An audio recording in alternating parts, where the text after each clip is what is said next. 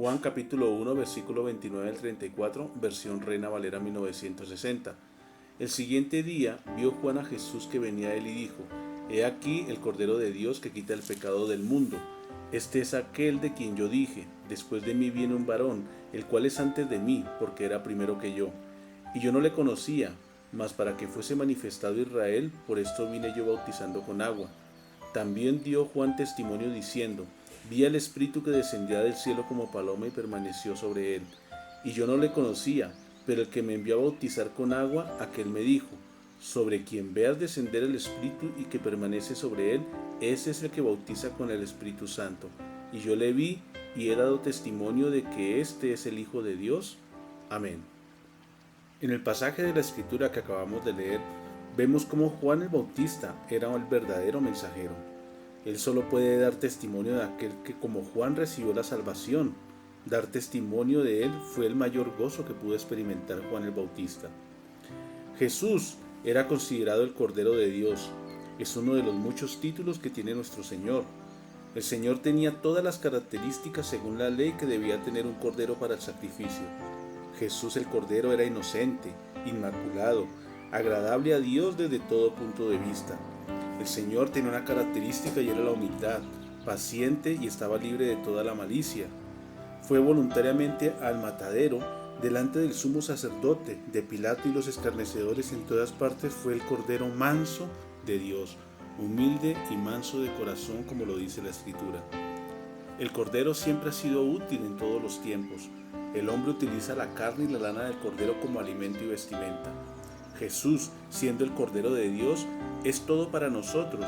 Su sangre nos purifica. Primera de Juan capítulo 1 versículo 7.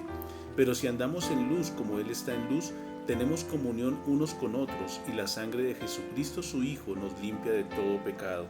También su carne es nuestra comida.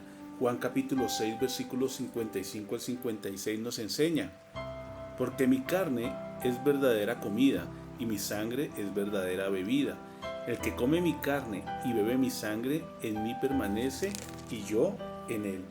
Al mismo tiempo, Jesús es nuestra protección.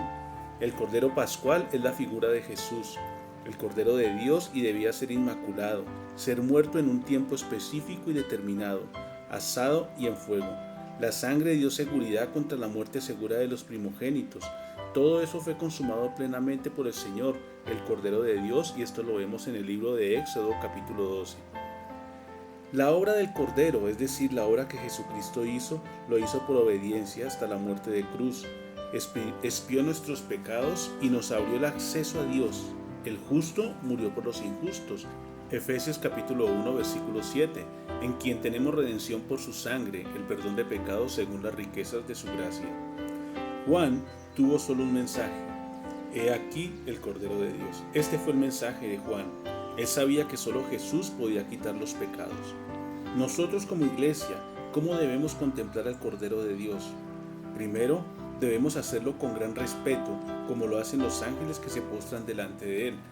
Apocalipsis capítulo 5 versículo 11 y 12 nos dice: Y miré y oí la voz de muchos ángeles alrededor del trono y de los seres vivientes y de los ancianos, y su número eran millones de millones, que decían a gran voz: El Cordero que fue inmolado es digno de tomar el poder, las riquezas, la sabiduría, la fortaleza, la honra, la gloria y la alabanza.